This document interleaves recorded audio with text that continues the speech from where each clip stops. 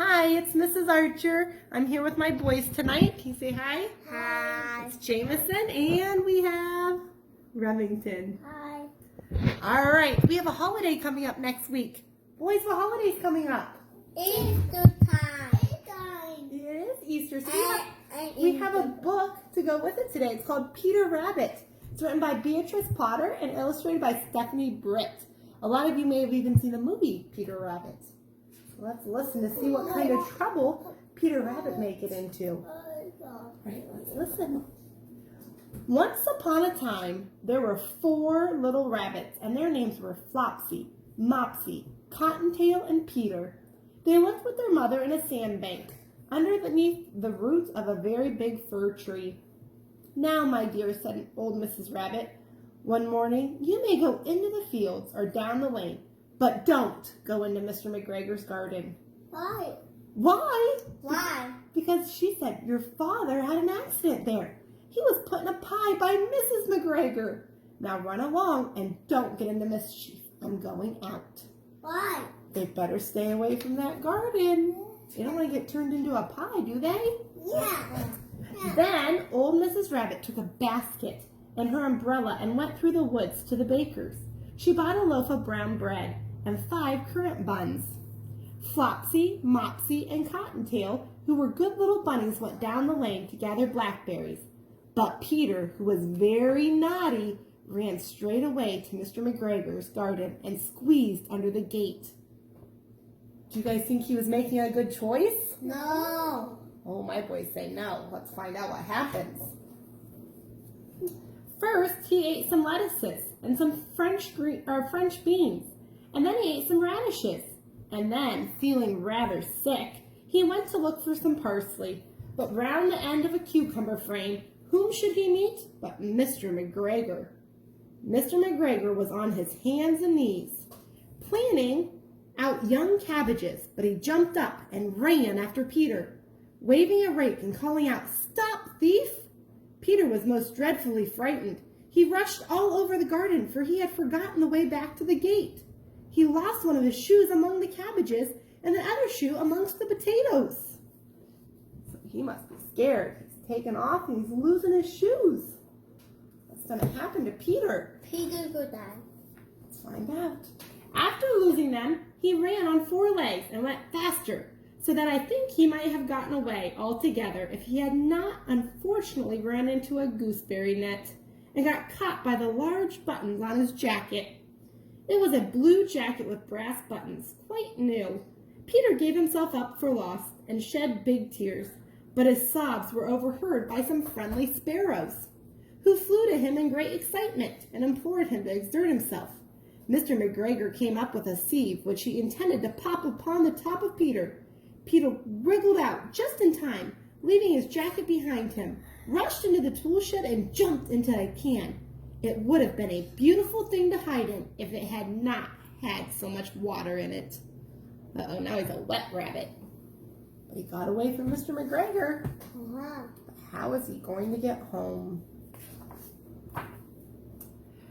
Mr. McGregor was quite sure that Peter was somewhere in the tool shed, perhaps hidden underneath a flower pot. He began to turn them over carefully, looking under each. Presently, Peter sneezed. Kerchoo! Mr. McGregor was after him in no time and tried to put his foot upon Peter, who jumped out of a window, upsetting 3 plants. The window was too small for Mr. McGregor, and he was tired of running after Peter. He went back to his work. So Mr. McGregor has given up on him. Do you think he'll get home? Yeah. Let's find out. Peter sat down to rest. He was out of breath and trembling with fright, and he had not the least idea which way to go. Also, he was very damp with sitting in that can. After a time, he began to wonder about going lippity-lippity, not very fast, and looking all around. He found a door in a wall, but it was locked, and there was no room for a fat little rabbit to squeeze underneath. You can see the little hole in the wall. An old mouse was running in and out over the stone doorstep, carrying peas and beans to her family in the woods. Peter asked her the way to the gate, but she had such a large pea in her mouth that she could not answer. She only shook her head at him. Peter began to cry. Poor Peter. Oh, yeah. Do you think maybe he should have listened to his mom and stayed away from Mr. McGregor's house? Yeah. You should always listen to your mom. Then he tried to find his way straight across the garden, but he became more and more puzzled. Presently he came to a pond where Mr. McGregor filled his water cans. A white cat was staring at some goldfish. She sat very, very still, but now and then the tip of her tail twitched as if it were alive. Peter thought it was best to go away without speaking to her. He had heard about cats from his cousin, little Benjamin Bunny. Do you think a cat would want to eat a rabbit? Yeah. Yeah, he doesn't want to talk to the cat. He's scared of cats. He went back towards the tool shed, but suddenly, quite close to him, he heard the noise of a hoe. Scritch, scratch, scratch, scritch. Peter scuttered underneath the bushes, but presently, as nothing happened, he came out and climbed upon a wheelbarrow and peeped over. The first thing he saw was Mr. McGregor hoeing onions. His back was turned towards Peter, and beyond him was the gate.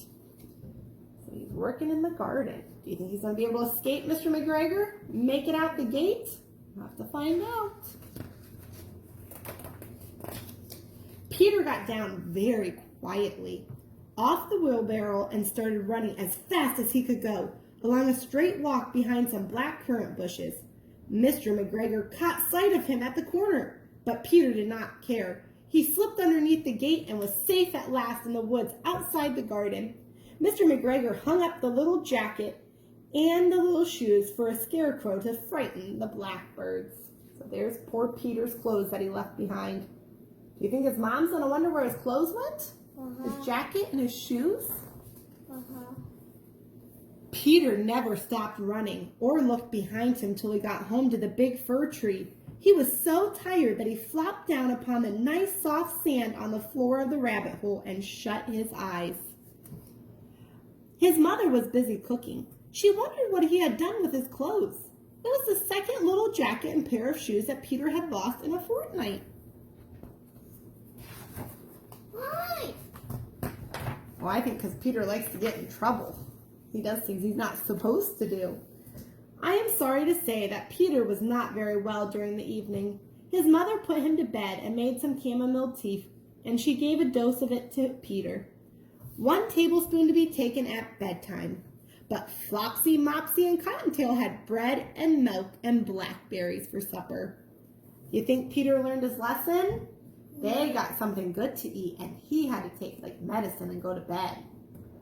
Maybe he should have listened to his mom. What do you guys think? Should he have listened to his mom? And that is the end. So when you guys hear the story, I want you to think about who our main character was. Who was the most important character in our story? A bunny. Yeah, Peter Rabbit. And maybe you guys can tell your parents what the problem was in the story and how he solved it. But we hope you all have a great week getting ready to celebrate Easter. And I hope to share some excellent activities for you guys to do at home as well. I hope to see you Thursday. Bye.